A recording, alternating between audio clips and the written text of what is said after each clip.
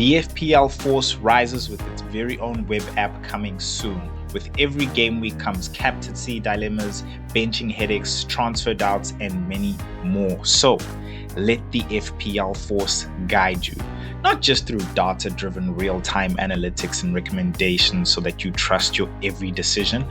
I mean that feeling. You know, that feeling you get inside, the one you call a hunch, your gut, a thing. Now that's the FPL Force. And only FPL Force managers have it within them. The FPL Paddy one.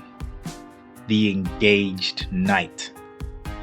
The FPL Master. But beware of the dark side.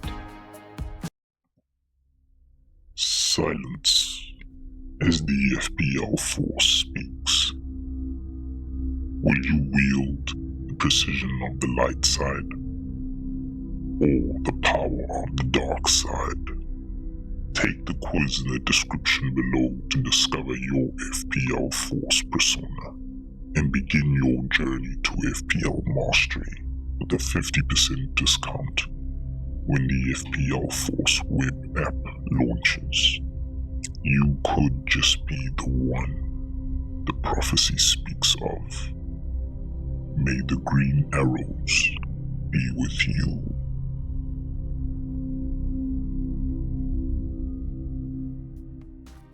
Yeah, that's right. You damn Skippy, your boy's been working.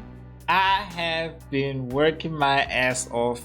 And guys, I cannot wait until the app launches. I'm still working to give you guys the best, but more on that a lot in the actual episode. Today, guys, we will be covering a wildcard thoughts. Should you wildcard? Who should wildcard? Who shouldn't wildcard? What my wildcard is, which is what I'm going to be revealing as well. And in doing all of this, quite frankly, I am going to be using the FPL Force from here on out so that you guys can get a good feel of exactly what to look forward to when it comes to the FPL Force web app. So without further ado, let's get into it.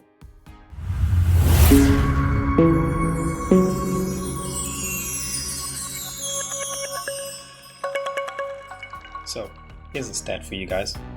Over 70% of you guys watching are not subscribed. Now, let's make a deal. So in the next few minutes, if you guys get the value that you're looking for from this video, please do me a huge favor and hit that subscribe button. It would honestly make a huge difference in helping me and my one-man team bringing you guys more content throughout the season. So, sounds like a deal? Let's get into it. All right, guys. Now, I think the first place and the first thing to start off with is the fixture ticker. This is the fixture ticker on the FPL Force app with a whole lot of features.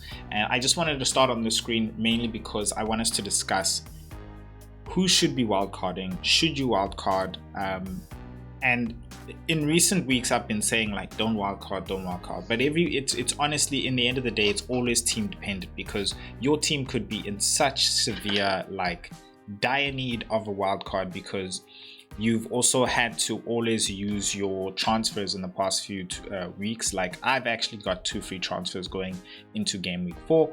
I know I'm definitely going to be using one, but you probably had to take out Palmer.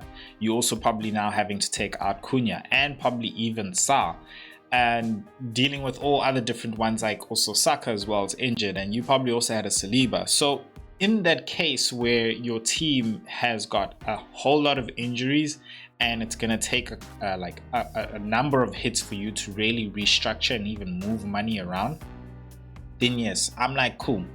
I think you can definitely take it. I totally understand why you would take it. I think if you're in a position where you can maybe take 1 hit, I don't like the idea of 2. But if you have to 2, just to gain that extra information. Remember, you're holding out on the wildcard because you're trying to get more information. For example, the window is just closed. So now you need to see how Isak is actually going to start fitting into the Liverpool squad, who's really going to be getting less minutes in the in the Premier League, and who's going to be getting more minutes in Europe. And talking about Europe, that goes with every other team that is within Europe as well, and seeing what their actual performance is when it comes to the actual weekend of the Premier League. Because again, you know, one is rotation is really unpredictable already with Europe coming up, so you want to see which players you're going to be picking. And two, even if you are picking those players who are making it into the squad in the weekend, are they performing that well? You know, so then you need to start considering, like, okay, maybe I should actually start picking assets that don't have midweek games, like Man United, Bournemouth as well, which are teams. Bournemouth, I definitely prefer, but Man United is like, again, it's one of those things where information through more weeks, which we watch the game weeks, will begin to tell you more and more that, you know what, Mbeumo's actually a better pick than Acuna or a Seshko, or maybe a Brooks is a better pick than Semenyo as well. So that's really the only reason why you would hold out on a wild card, is just to get that extra information. And the fact that a beautiful window really becomes game week 7 when fixtures start to turn for like Arsenal as well. So yeah, for me, if that's your case, if those are your cases, which are going to be different for all of you guys, that's what I would basically say. So getting into the fixture ticker here, I've put it on best overall. I haven't put on the switch for easy fixtures only. We'll get into that later, but I've put the game week range between game week 4 and 9. Just to look ahead, because of course when you're doing a wild card, you're trying to also not book in some transfers basically. So you want to make sure you have some good guys basically in there, like for example the Arsenal guys whose fixtures start to turn from game week 7. You can see here they're still not at the top of the table, considering they're playing Nottingham Forest and Manchester City and Newcastle. But then in game week 7, which is where they are here at West Ham, that's when they start to play West Ham at home, and then Fulham and then Crystal Palace, which is a lot better than really Man City and Newcastle as well. So over here at the top you can see Leeds. So Leeds assets are ones you can definitely consider, of course, and you know, a team which has been, you know, performing I think a lot better, and very much all the promoted sides are also performing really well. Wolves have come up to the top of the table, and you can definitely see why, because they're playing Leeds, Sunderland and Burnley as well. Tottenham is there, and I think, you know, this is a feature that's also very nice. You can see things will switch up a bit with Aston Villa there, of course, coming up. You can see they have a lot better green fixtures in this time here, but they haven't necessarily been performing all that well. But with the window having closed, haven't gotten Sancho and Elliott as well. Again, this is why I would hold on to the wild card if you can, is to see how these guys, does Aston Villa start to change? Do they switch up? Are they looking even better? Crystal Palace have very good games coming in now, so it's really nice to bring in a Mateta, who's definitely on penalties as well, as Munoz if you're not already on him. That game week 6 they actually play a Liverpool. I know this because that's when I'm looking to play my bench boost, which I still have, and then actually wildcard in game week 7. One of the beauty which I just want to highlight when it comes to the FPL Force fixture tickers, when you're doing your chip strategy, you can actually book this in. So for example, I can go in and say game week 6, that's exactly where I want a bench boost, and then I want a wild card in game week 7. Now the reason why I'm going to be doing that is because my team from the beginning of the season was set up for a bench boost, but it wasn't activated. So I actually have great players to be benching anytime, but I need to get rid of it. And that's when my team really aligns with good fixtures. I actually have Nottingham Forest, I have West Ham. I'm looking to bring in some Bournemouth. I do have some Aston Villa. Spurs as well is there. I think they got a good fixture. I'm trying to figure out who they have. Spurs has Wolves at home. I've got City as well. So that's why I'm looking to actually bench boost there as well. in Game Week 6, whereas a lot of people I know are actually looking to free hit in that time. So you could actually book your free hit in Game Week 6 if I just remove the bench boost there so that it's not confusing. So a lot of people are looking to free hit in Game Week 6, and some of you of course are looking to wildcard in Game Week 7, which allows you really not to even think about what the fixtures are there, knowing the fact that you're planning more so for Game Week 5, 7, 8, 9 and beyond. So I'm okay, and I think that makes sense, especially if you want to go with a Salah route and you just want to get Haaland captain for Game Week 6. Now the bench boost, not bench boost, the wild card which I've built for you guys, it's not built for a bench boost in Game Week 5, but I think if you have if you're going with like Burnley assets, I think they have a good fixture when it comes to Game Week 5. I think, is it Game Week 5? Let's see. Burnley, they have Nottingham Forest when they have a good fixture. They have Leeds and Wolves, so it's more so Game Week 8 and Game Week 9 that you could probably bench boost, and if you want to go with those assets. And I think that's very much the same with Leeds assets as well.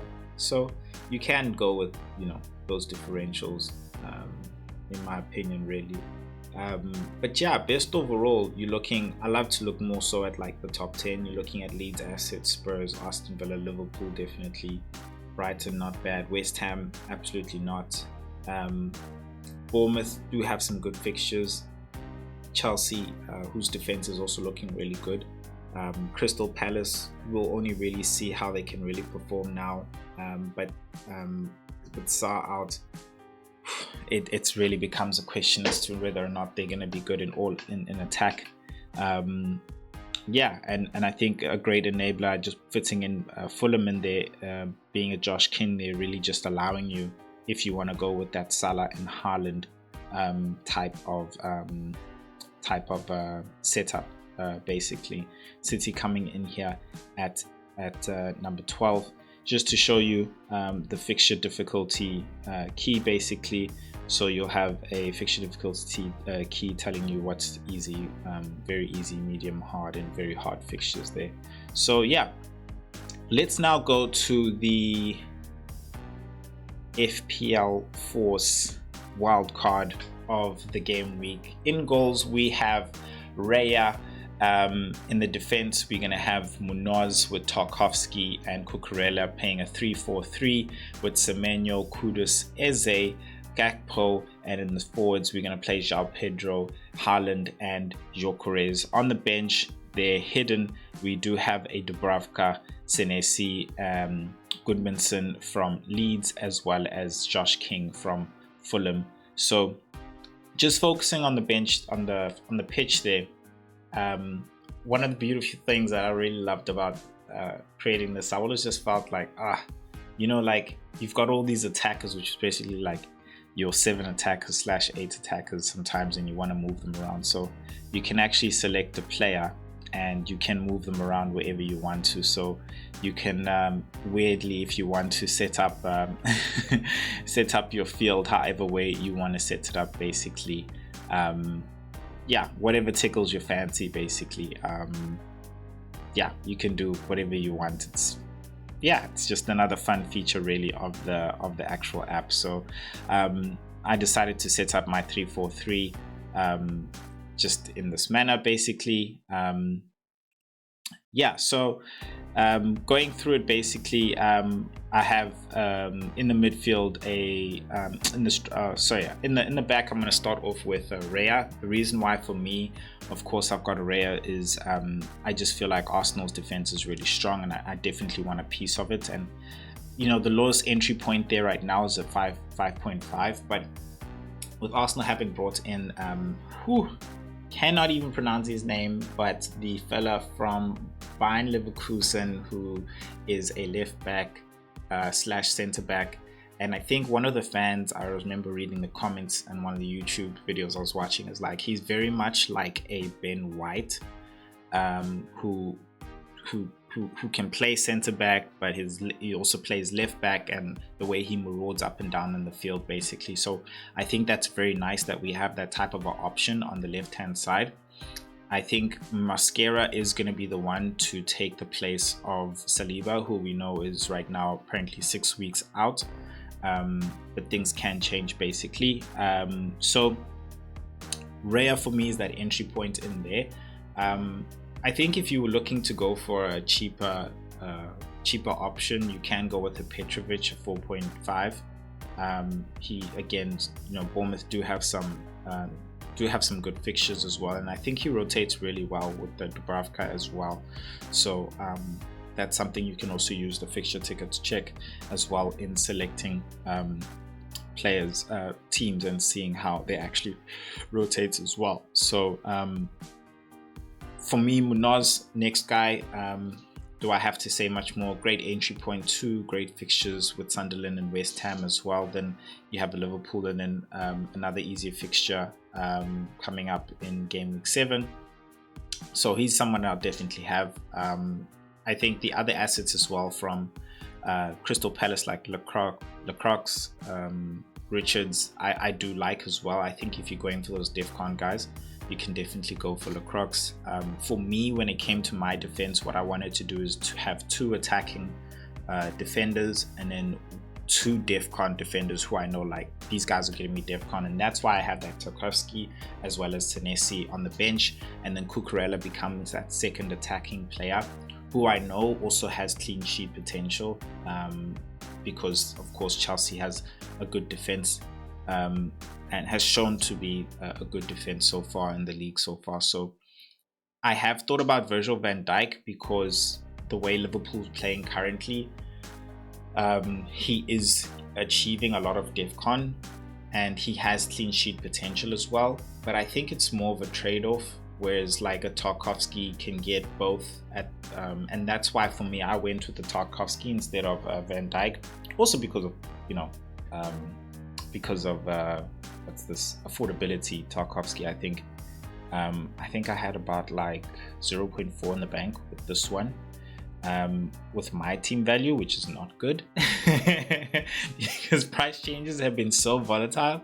It's so unbelievable, but it is what it is. And then I've also got a Kudus in the midfield there, just starting off with him because Tottenham has also brought in some players. I just feel like Kudus for me was a player with the fixtures they've got, is somebody who is not going anywhere. I wouldn't take any gambles on any other midfielders. I think he's a short and locked midfielder in that starting 11, so I just wanted to go there as well. Also knowing that he's on set pieces with his left foot. That could change, but I highly doubt it. I can't think of a left footer in the team that could be taking those set pieces. So Semenyo coming in there. Semenyo's one for me who could definitely move in and out in terms of transfers. He's not somebody who I'm like stuck on. I think, he's just shown great potential and like probably stepping up to be the man in Bournemouth. So yeah, I had a very great start to the season, so I just felt like he earned his place in this wild card. Plus I think he's somewhat moved into the meta in terms of like, these are the players that are performing well and actually you should be having in your team. Now Eze for me is the surprise pick because there's no Saka. I definitely believe he's going to be coming in. He played very well in the England game, scoring as well, and I just feel like he has to step up considering he is another big name player who's been brought in these cases where there is no Saka on that flank. I think he should be the answer on the left hand side, and I truly don't know where he's going to play, but I know he's going to play, and I think he's going to be playing on that left wing. I think we saw a sneak preview of it with Madueke playing on the right and Eze playing on the left, and I think if you want to be more sure and secure with minutes, Madueke I think has earned his place through his performances, and even in international as well, performing well. I think if you want to be sure in there, Madueke is definitely the answer, but I love Eze because I think he could definitely be a talisman as well there in the Arsenal team, helping out the team in getting, you know, a goal involvement, you know, along there with Gyökeres as well. So going on to Gakpo, for me, Gakpo is like a player who, yes, with Isak coming in, we don't know what's going to happen, but I feel like with Isak coming in, Ekitike's position is more so in danger more than anything. I do think Gakpo will share minutes with Ekitike, and maybe even Isak as well, because we know how injury prone Isak is. So to help manage him with the midweek games as well, and the load of work, I think Ekitike will be seeing him and Isak rotating a lot. And I think if Gakpo can hold that load, can actually maintain that load, because he's not one to be injury prone, really, I don't think so, then I think he's one to definitely be a mainstay in the team rather than the one who's mainly shifting out. So I do agree Wirtz is the one to be picking and going for when it comes to the Liverpool side. Yeah, I just feel like Gakpo right now for me is definitely one who shifted into the meta of players that's actually been performing well and getting those goals. And I think he's the guy to get if you're not going with Mo Salah and you want to just cover the goal involvement of Liverpool, basically. Before we go on, I do want to just get a word from the FPL Force as well.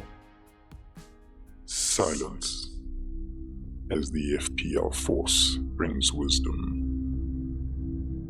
Now, to learn the ways of the Force, unlock your true potential, and rise to fantasy football mastery, you must subscribe.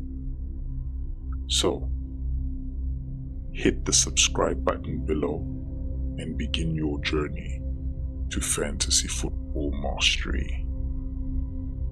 May the green arrows be with you. You heard him, guys. Please hit that subscribe button, really appreciate it, really helps me out as well. If you guys want to discover your FPL persona, whether or not it is the FPL Padawan, if it is the Engaged Knight or an FPL Master, then in the description below you can grab, you can get that link and actually take the quiz, and you can get 50% off when the FPL app actually launches as well. I also got the QR code on the screen. It will come up, of course, after this. So just scan that and you can also take the quiz, and I can get you your details down to send you that 50% off when the app launches, basically. Cool. Now into the strike force, João Pedro. What is there to say about João Pedro? Stepping up when Cole Palmer is not around, even when he is there as well. So I just feel like he's you should have him, and if it's not about attack, it's more so about he's more so of a shield. As you can see there, 60% owned. He's the highest owned player. So if you haven't noticed by now, that top right icon there shows the ownership. So yeah, I feel like he's a shield, you know, because if João Pedro does well, and I'm sure for those of you who haven't had him, then dude, you get hurt, man. You get hurt real bad. Luckily, I've had him in my team, so yeah, not so bad. And it's weird how João Pedro now can hurt you more than Haaland. So yeah, and other people are actually captaining him, so definitely a player you should be getting. Speaking of the QR code, here it is below. Scan and get your 50% off. So yeah, take the quiz and discover who are you, what do you feel, what do you think like. Do you think like an FPL master, or do you feel and think like the FPL Paddy one? Cool. So Haaland again, playing against Manchester United in this game week. Yeah, he can definitely do well. I think, you know, we're going to talk about captaincy later videos, but he is definitely a good captaincy shout. But without overthinking it, Salah's, you know, definitely better this game week. Salah's playing at home. Salah's playing away, actually. That being said, and his performances, I think because the mass majority going in that direction, if you want protection, go Salah. But if you don't have Salah, then Haaland's the guy to go for. You know, don't even think about it. As you can see, I've got the vice captaincy on Gakpo there, so I would rather just go with Haaland when it comes to the captaincy. Though City haven't necessarily been performing all that well, I think they're finding their foot.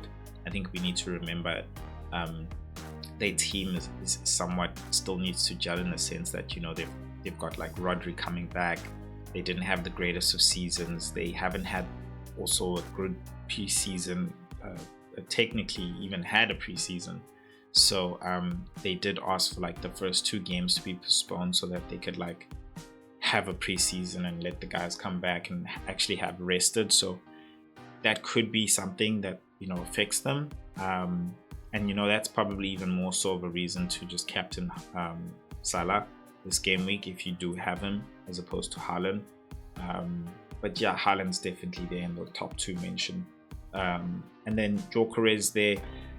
I just feel like Gyökeres is easing into the league, and with the fixture turn in game week 7, again, I want to cover Arsenal, and that's, you know, Eze, Raya, and I just feel like I want to be able to have that Eze rather than him rising up to that 8 million and becoming unaffordable, and Gyökeres as well, just being able to afford him as well right now before fixtures turn too much and he starts to score like insane. And I just feel like if he starts to really become the player we believe he can become, and he is, then he might just be a better option to go for in terms of value than Haaland, considering the price difference on like 5 million.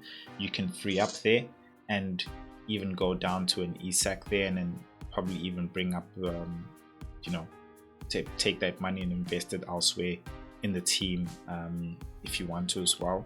So he's definitely one you have to look out for, and I think cover yourself with, especially with Saka out. And even when Saka does come back, as much as we know Arteta does love to have him in and play him full 90 minutes, Madueke is there now. We've got huge depth, so I think we could also see Saka's minutes take a dip, especially with Europe starting.